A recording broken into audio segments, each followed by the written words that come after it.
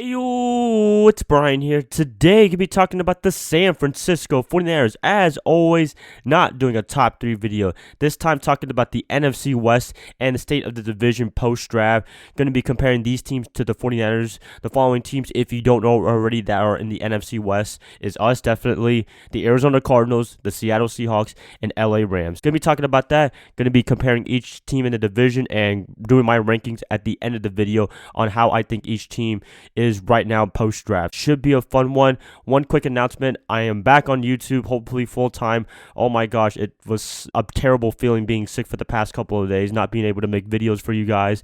I felt terrible. I wanted to really make one, but I wasn't able to. Unfortunately, getting a cold, getting a cough at the same time, that does not help. That is two bad combinations in one. But hopefully, most of it's gone, and I can get back to doing this almost daily because this is what I love to do in my life. Without this whole YouTube thing, without you guys, then I pretty much don't have a life. Yeah, that's weird right there. But anyways, good to be back. Hopefully you guys are excited to talk some more football with me, and I'm definitely excited to talk some more football with you guys. Gonna be talking about that right now. Before I do, please like and subscribe to support my channel. That would definitely help me out a lot. Click that bell notification to get notified of future videos. Share this video, share this channel with fellow Niner faithfuls. And yeah, let's just get this video started. The state of the NFC West post-draft, including the 49ers. All right, first up, Arizona Cardinals. The biggest story really with this team is the drafting of Kyler Murray from Oklahoma, him pairing up with Cliff Kingsbury, which to this day I'm still puzzled on why would they hire him in the first place, because I don't think he has any NFL experience prior to his hiring in Arizona, and plus in college he wasn't really the best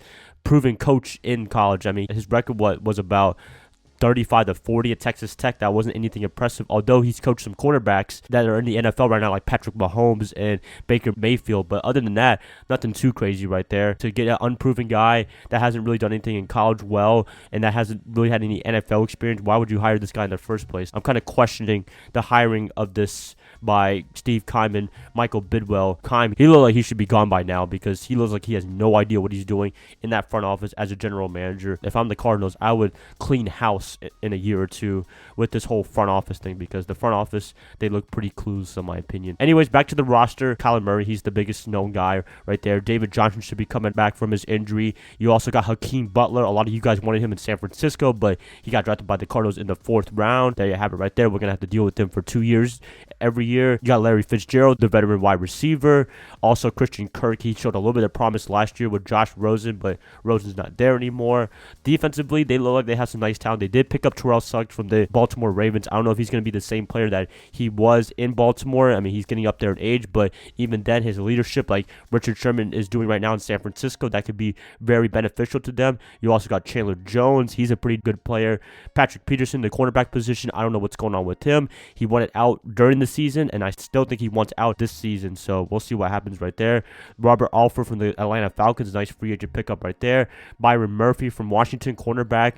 He's another draft pick for the defensive side of the ball. So they have some nice pieces, I would say, for the Cardinals, but as a team, as a coach thing, I don't know if I'm a big fan of this, because I don't think they're going to do anything crazy. For me, if I had to make a quick prediction, I think they're going to probably go, 4-12, 5-11. I don't think it's going to be anything too crazy right there. They do have a tough schedule. They have the AFC North like us. They have the NFC South like us as well to deal with that, and also the division with the Seahawks, us, and the LA Rams. I mean, I don't really see a lot of wins with the Arizona Cardinals. Some of you guys will be like, oh my gosh, they beat the 49ers twice last year. But yeah, Garoppolo wasn't playing, and even Nick Mullins wasn't playing in that game. It was freaking CJ Beathard as our quarterback. So yeah, come back at me, people. But anyways, Cardinals, I don't think they're going to do anything too crazy this year.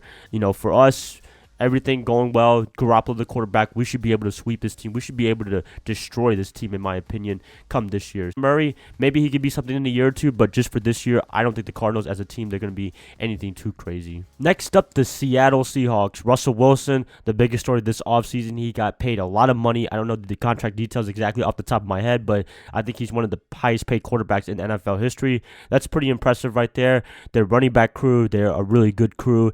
They run a running back by committee just like like us. They have a really good team of Chris Carson, Rashawn Penny, and what have you. They're pretty good dudes right there. The wide receiver position, they got a big shakeup. Doug Baldwin's not with the team anymore. He got cut by them. DK Metcalf, that's probably the biggest story with the wide receiver position for that team, to get drafted all the way in the late second round, the last pick in the second round. He took a big slide within this draft. People had him in the first round, maybe late first round, but he ended up in the very, very late second round. So that's a big surprise right there. Draft picks, LJ Collier, defensive end from TCU. I don't know what kind of a player he is. I didn't really watch any tape of his. You got Marquise Blair, safety, Utah. So they were finding some replacements on their defensive side of the ball. Also, Cam Chancellor's not with the team anymore, although he didn't play last year at all because of a neck injury, and he looks like he's pretty much done with football, which sucks because he was a great player for this team. You know, it's a division rival, but you got to show respect to the other team as well. Best of luck with what he does. What else? Their defense, they still look pretty good in my opinion. They got Bobby Wagner, the middle linebacker. That guy's like one of the best linebackers in the NFL, along with Luke Kuechly. Defensive back, they have a lot of big changes. LOB's not there anymore. Earl Thomas is not there anymore. He's with the Baltimore Ravens. Richard Sherman's with us now. Cam Chancellor's not there anymore. He's pretty much retired. LOB is pretty much done. This is their first season without them all year long. There you have it. It's a new generation for the defensive side of the ball. If you know anything about Pete Carroll and Russell Wilson and now Ken Norton Jr., they can do something with the makeshift roster and do really well, which I believe they will in 2019. They can probably go 9-7 and 10-6, something like that. I don't think they're going to do terrible this year. I don't think they're going to go like 6-10 or 7-9. I think they're going to have a winning record and do really well for this season. Seattle Seahawks, they're a really adaptive team. When you got Pete Carroll as your coach, although he can make some questionable moves, he's a pretty good coach in my opinion, and you know, you got to give respect to this team on what they do as an organization with John Schneider as the general manager. Really, when you got Russell Wilson, anything can happen on the offensive side of the ball. It's very dangerous. Their defense is still pretty dangerous as well. If I'm a 49er fan, 49er team, I'd be a little afraid of this team as always, and we'll see what happens come this season, and hopefully we can beat them like we did last year at the end of the season when Nick Mullins defeated the Seahawks. That was freaking awesome right there. But hopefully this year we can finally sweep them. That would be an awesome feeling right there. Lastly, the Los Angeles Rams, the Super Bowl 53 losers. Yes, let's talk about this team right here. They did a lot of moves this offseason. They got some free agents. You got Eric Weddle, Blake Bortles, backup quarterback. Maybe he could do a good job in LA. I wasn't a big fan of his in Jacksonville, but we'll see what happens there. Clay Matthews is with them from the Green Bay Packers, which was a big surprise right there. They've had some big moves right there, some losses that they had with CJ Anderson. I don't know why they didn't keep him there in LA. I mean, he was the spark force of that team last year. He was a big reason why they were even in the Super Bowl in the first place. That was kind of a head scratcher right there, not keeping CJ Anderson. But hey, whatever. They re-signed Dante Fowler, Malcolm Brown. There's some interesting moves right there. But as a team for the Rams, you know, if I had to be objective right here, they're still a pretty good team in my opinion. Do I think they're going to go 13-3 this year? Probably not. I think they got exposed a little bit in the Super Bowl when you confuse Jared Goff, when you make him feel like a rookie quarterback. Then I believe you have a very good chance of winning football games. I believe every defensive coordinator right now is watching that Super Bowl tape of him, whoever's playing him during the season. So at first it's the Carolina Panthers. I'm pretty sure Ron Rivera and company are going to be looking at tape on that Super Bowl and how to expose Jared Goff in that offense, because it's a high-powered offense, but if you could just put pressure on him, if you can confuse him just a little bit, then you will make that offense pretty plain, and that's what Bill Belichick did in that Super Bowl, and I'm pretty sure every defensive coordinator is going to be looking at that during the season. Offensively, it could be a very good one. They just got to rely on the running game a lot, in my opinion, and they could be a really good offense. You still got some great players on the wide receiver position. You got Brandon Cooks, Cooper Kupp. He's coming back from his injury. Robert Woods. Like, this could be a really good and very dangerous offense right here. Defensively, they made some big moves. As I said, Clay Matthews is with this team now.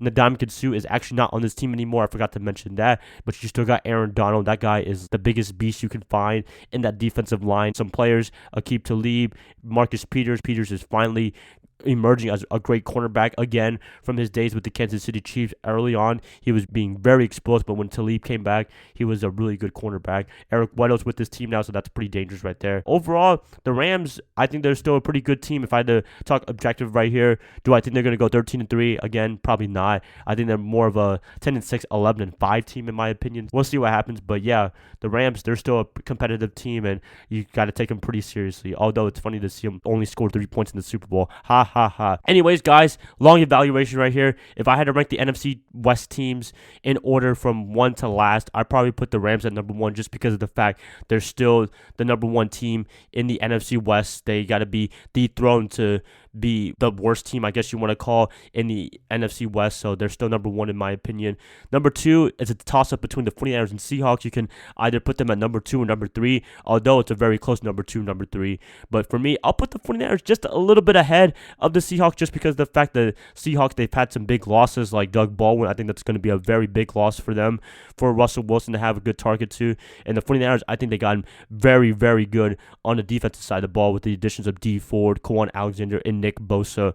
I believe the 49ers can be just a slight bit better than the Seahawks, but it's only a slight bit better. So I'll put the Niners and Seahawks number 2, number 3 respectively, and the Cardinals, I'll put them at number 4 on the NFC West. That's pretty much it, you guys. This was a pretty long video right here. Wanted to talk about each team in depth as much as possible. Hopefully you guys enjoyed this. Hopefully you guys enjoy me returning to YouTube and talking about some more 49er football, or I should say NFC West football right here. Please let me know what you guys rank the NFC West in order. Please like to hear what you guys have to say as always. And if you guys like this, please like and subscribe and support my channel. That would definitely help me out a lot. And I'll be catching you guys up tomorrow for Throwback Thursday. I'll see y'all then. Bye guys. Love y'all. Y'all have a good rest of your day. Go Niners all day.